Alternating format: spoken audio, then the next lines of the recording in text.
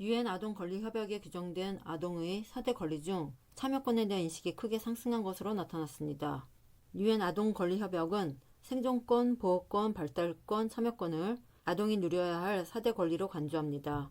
생존권은 건강하고 안전하게 살아가는 데 필요한 권리이고, 보호권은 모든 형태의 학대나 방임, 착취, 폭력 등 해로운 환경으로부터 보호받을 권리이고, 발달권은 잠재력을 최대한 발휘하며 성장하는 데 필요한 권리이며, 참여권은 아동의 삶에 영향을 미치는 문제에 대해 의견을 말하고 존중받을 권리입니다.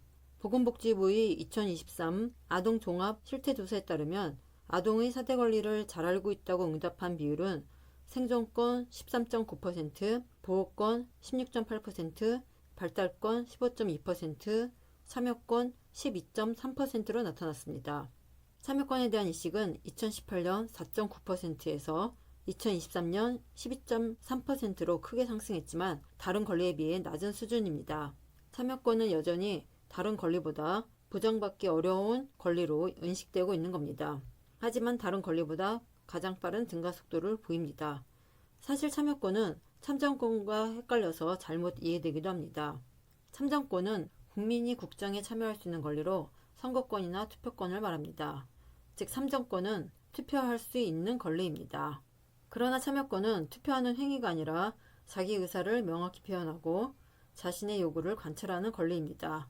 참여권은 자기 일에 대해 의견을 제시하고 결정할 수 있는 권리인 거죠.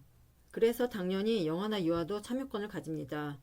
예를 들어 어린이집이나 유치원에서 자신이 원하는 간식을 선택하고 자신이 원하는 놀이에 참여하는 것이 참여권입니다. 여기서 중요한 것은 자신이 무엇을 하고 싶은지, 무엇을 좋아하는지를 분명히 알고 정확히 표현하는 것입니다. 그러니까 부모나 교사가 적극적으로 아이들에게 참여할 기회를 제공하고 참여권을 행사할 수 있도록 다양한 능력을 길러주어야 합니다.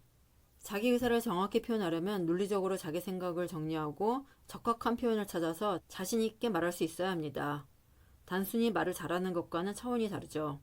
내가 오늘 왜 이 놀이를 하고 싶은지, 누구와 어떤 활동을 하고 싶은지, 오늘 못한 것은 내일 어떻게 할 것인지 등을 조리 있게 말할 수 있어야 합니다. 더 나아가 아이들의 의견이 정책에 반영되는 것이 필요합니다. 최근에 아동의 참여권에 대한 사회적 관심이 꾸준히 높아지면서 학교와 지역사회, 정부 정책의 영역에서 아동의 의견을 듣자는 움직임이 확산하고 있습니다. 각 지자체에서도 다양한 의견을 수렴하기 위해 학교와 각종 위원회를 통해 아동의 의견을 묻는 자리가 많아졌습니다. 하지만 아이들의 목소리가 사회의 결정을 바꾸는 경우는 거의 없습니다. 듣는 것과 반영하는 것 사이에 깊은 틈새가 존재하는 거죠. 이번 서울시의회가 학원 심야 교습시간 연장과 학생 인권조례 폐지 조례 통과를 강행할 때도 아이들의 목소리는 반영되지 않았습니다. 아이들의 일인데도 아이들의 의견을 전혀 묻지 않고 국민의힘 의원들이 일방적으로 밀어붙인 겁니다. 더불어민주당 전국대학생위원회 청소년 특별분과가 20일에 연 기자회견에서 신승호 서울 369 1학년 학생은 학원 교습시간 연장 조례안은 청소년의 밤을 빼앗고 휴식과 인간다운 삶을 침해하는 조치라면서 우리나라 청소년들은 이미 세계에서 가장 오랜 시간 공부하고 평균 수면 시간은 가장 짧다고 말했습니다. 또 서울은 전국에서 사교육 참여가 가장 많은 지역이고 이미 경쟁이 과열된 서울의 교육 환경에서 교습시간 연장은 단지 선택권 확대가 아니라 사교육 강요와 심화 경쟁으로 이어질 것이라고 말했습니다.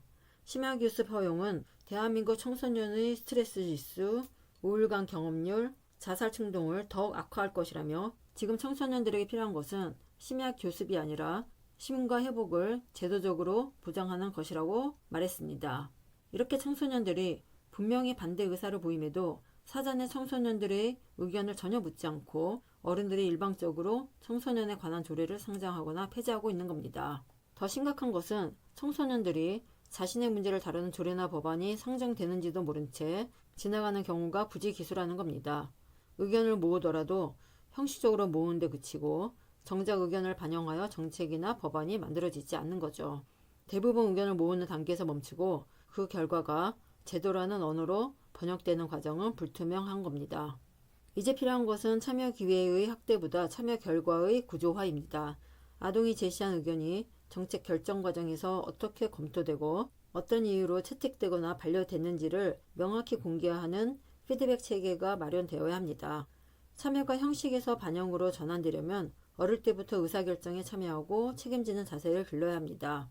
어린이집이나 유치원에서부터 아주 사소한 학급의 규칙도 아이들 스스로 정하고 반드시 지키도록 서로서로 강제하는 것이 습관화해야 합니다.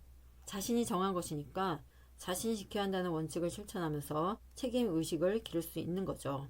특히 요즘 아이들은 처음부터 끝까지 부모가 다 챙겨주는 게 당연시되어서 일이 잘못되는 것에 대한 심각성을 느끼지 못합니다.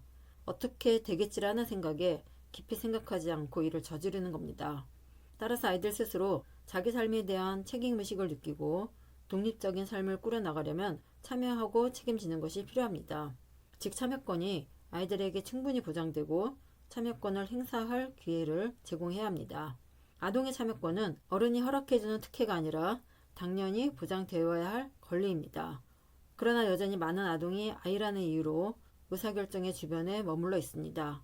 모든 아동이 행복한 세상을 만들어가는 일은 아동을 보호의 대상이 아닌 변화의 주체로 인정하는 데서 시작합니다. 지금 우리 사회가 귀 기울여야 할 것은 아이들의 내일이 아니라 바로 오늘의 목소리입니다.